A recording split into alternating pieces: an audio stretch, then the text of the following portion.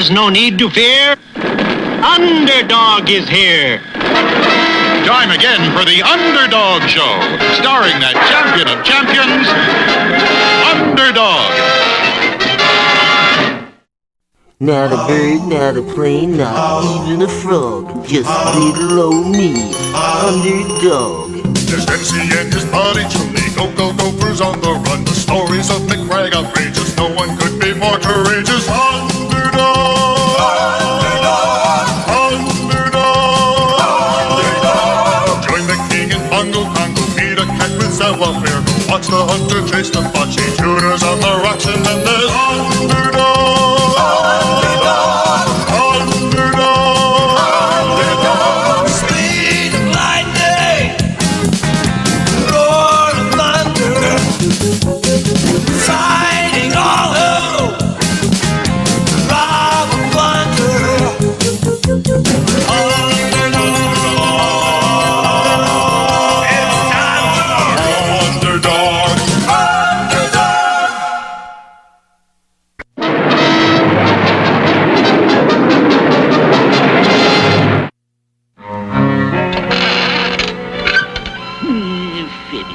My camera ray is complete.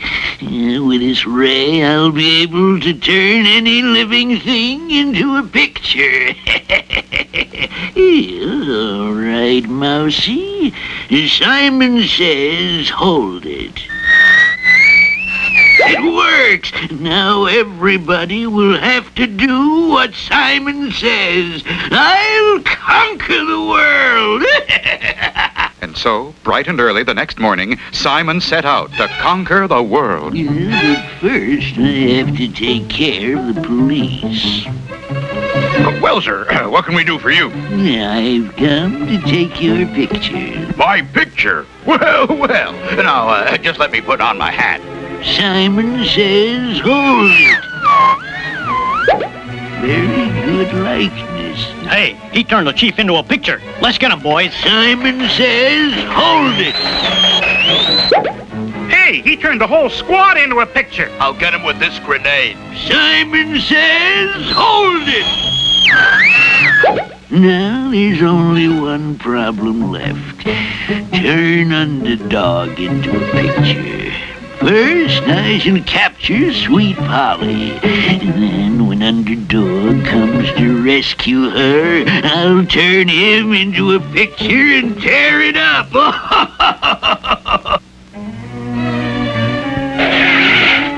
Simon Bar Sinister. You're coming with me. No, never. Oh, help! Oh, help! Help! Unhand that lady, you foul fiend. Get out of here, you shoeshine boy.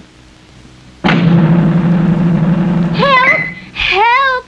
Help! Shoeshine didn't dare reveal his true identity in front of Simon and Sweet Polly. But as soon as they were gone, he stepped swiftly into a nearby telephone booth and became Underdog. Simon has Polly, so I must be quick. My brilliant brain will do the trick. And Underdog's great brain soon came up with an ingenious answer. My plan is clear. I am not slow. Now hip, hip, hip, and away we go. Help! Oh, help! Now, my proud beauty, I'm going to turn you into a picture. Simon says, Underdog. There's no need to fear. Underdog is here. Simon says, hold it. But Underdog had the answer to the camera ray. Quickly, he held up a mirror, and the rays bounced right back and turned Simon into a picture. Immediately, Underdog released Sweet Polly. Oh, thank you, Underdog. But what about the chief and the squad and those two with the funny baseball? Underdog's brilliant brain had told him that if he turned the lens of the camera around, it would turn the pictures back into people. Thank you, Underdog. Just one more picture, then we're through. I'll turn the ray upon those two.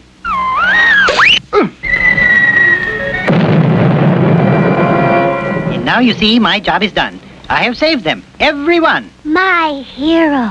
Yes, I am a true hero. So it's hip, hip, hip, and away I go. Look in the sky. It's a plane. It's a bird. It's a frog. A frog. Not plane or bird or even frog. It's just little old me. Underdog.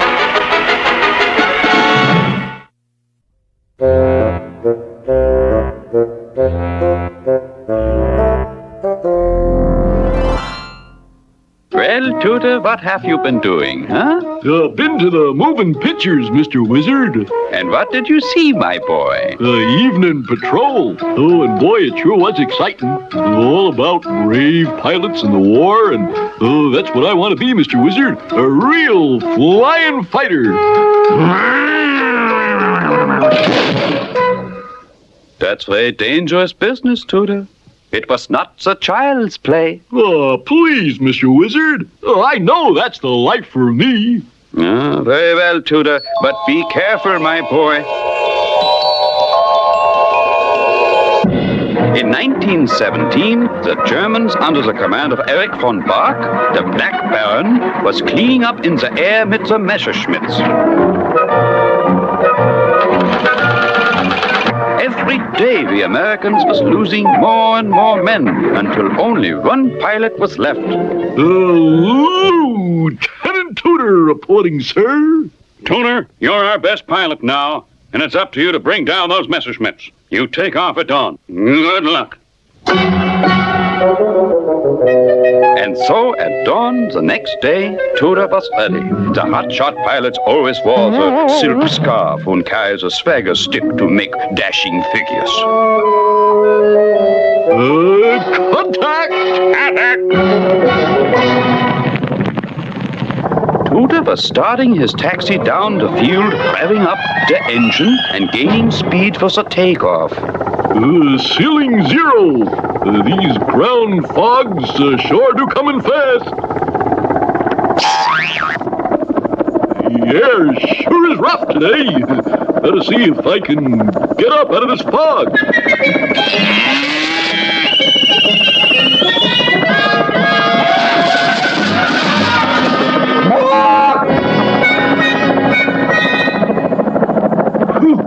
It sure was a thick fog. Now I'm going to get the Black Baron and those old Messerschmitts. Meanwhile, back at the German base, the Baron was warming up his plane and addressing the squadron. Schick heil! Von Schimmelheil, die Kaiser und Gesprächen sind dein Himmelsschwafel, oben alles und den Puder, was splucken mit dem Marschen konzentriert. Und I, the Black Baron, will personally shoot down the American dog, and I ain't whistling Dixie. And so the German ace vowed to shoot down the American ace. On high over the fields of France, they met in the dogfighter. First, like the gentlemen they was, they started to shoot at each other with the pistols. This was the custom of the times. But then they got down to the real business with the machine guns.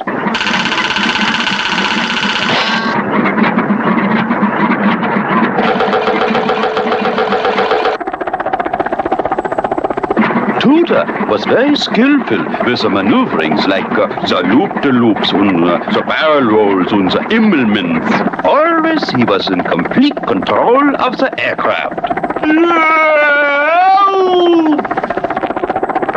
The Baron makes the lucky shot, and Tooter's oil line breaks. This also was the custom in those days.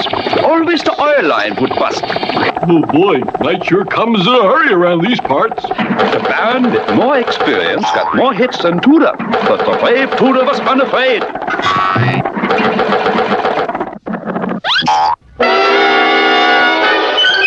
Help, Mr. Wizard! Help! Save me! Here I go again. Drossel, drassel, drossel, drum. Time for this one to come home.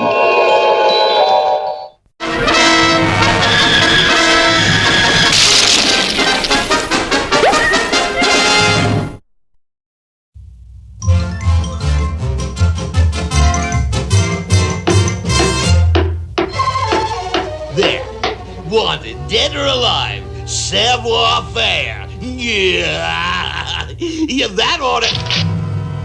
Who did that? Who did that?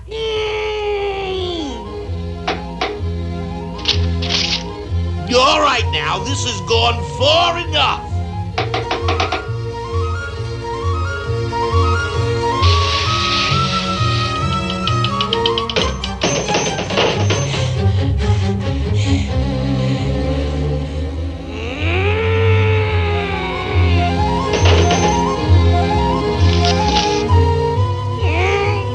Who's doing this to me? Savoir-Faire is everywhere. I'll make mincemeat out of that mouse. I'll invent a secret weapon.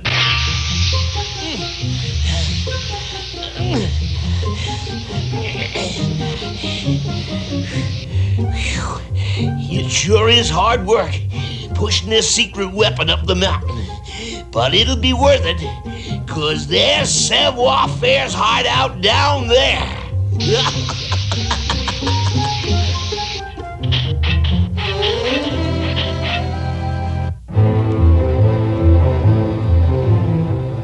I'll just wait till he shows himself, then kablooey!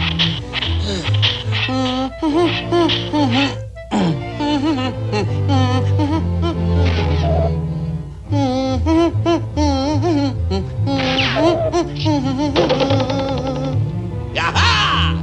There he is! I've got him! Ready! Aim! Fire! Savoir-Faire is everywhere. Yeah!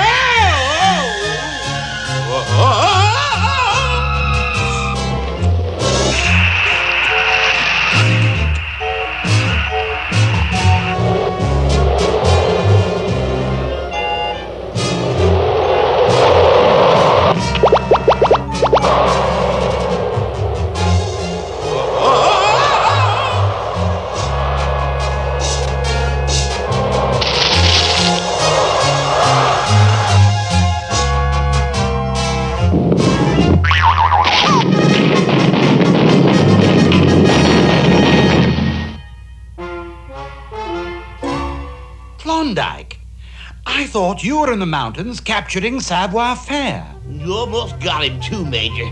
Only something went wrong with my secret weapon. But I'll get him this time! Ah, good show of spirit, Klondike.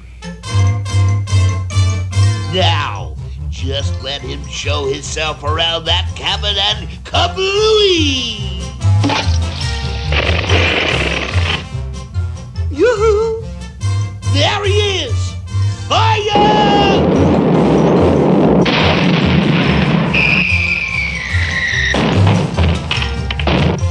Klondike, but I thought... Y'all make mincemeat out of that mouse! Yes, good chap. Carry on.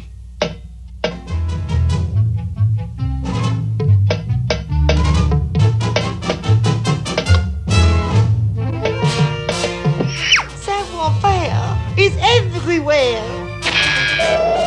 Fire one.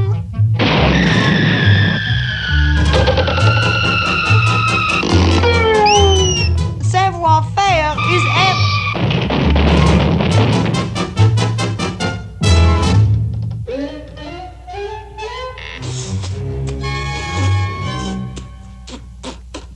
Klondike Kat always gets his mouse.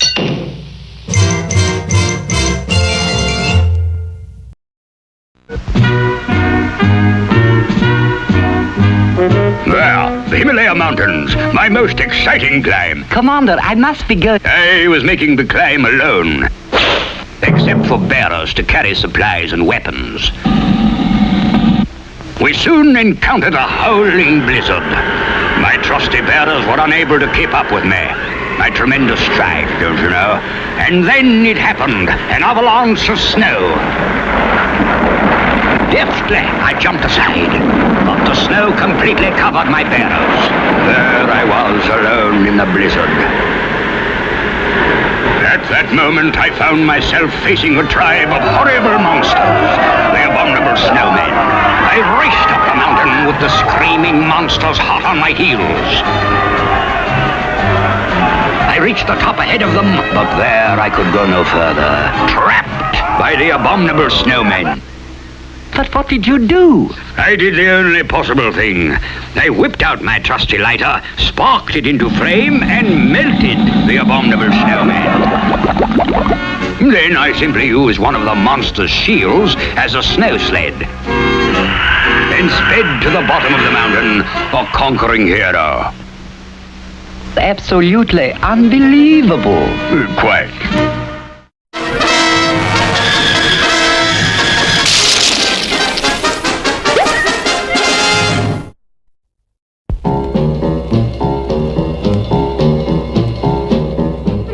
It was evening in the great city.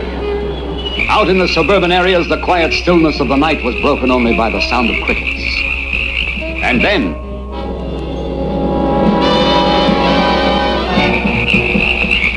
what had caused these hysterical screams? From every home, television sets were disappearing. Big sets, small sets, very small sets. And the results? Husbands and wives began to look at each other, and arguments broke out immediately. Children wandered aimlessly and bumped into each other. Who are you? I'm your sister, I think.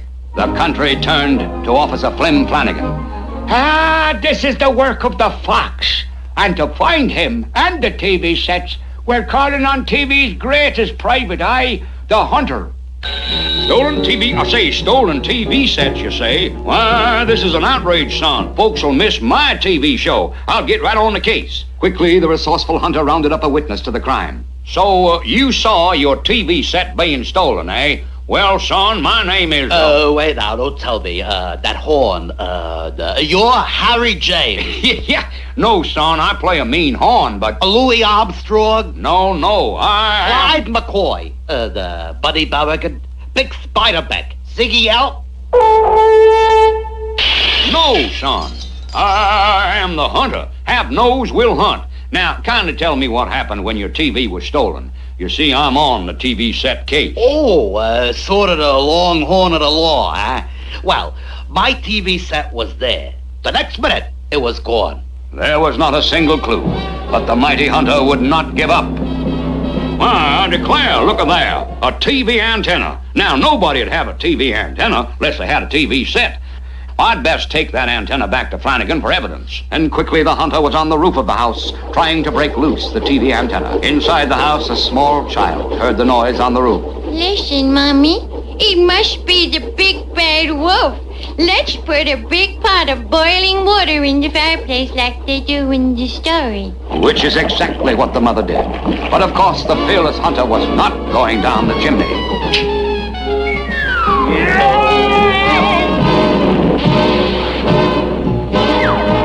Having suddenly developed some deep-seated dissatisfaction with the antenna approach, the Hunter returned to his car, only to be tied up moments later in a heavy stream of traffic. Well, I say, where in the cotton blooming world are all these folks going?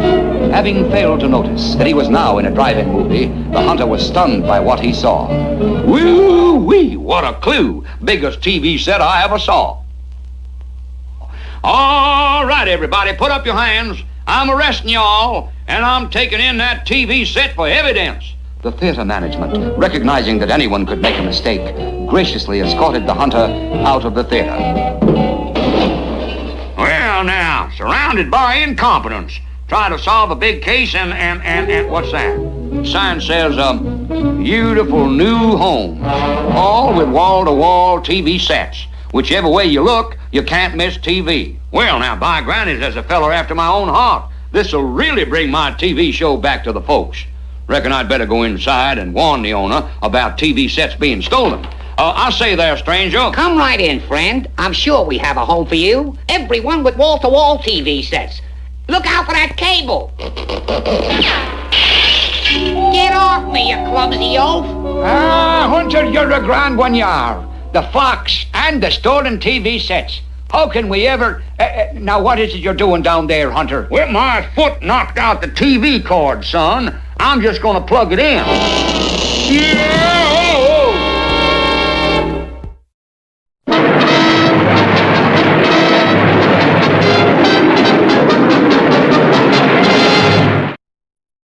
Oh.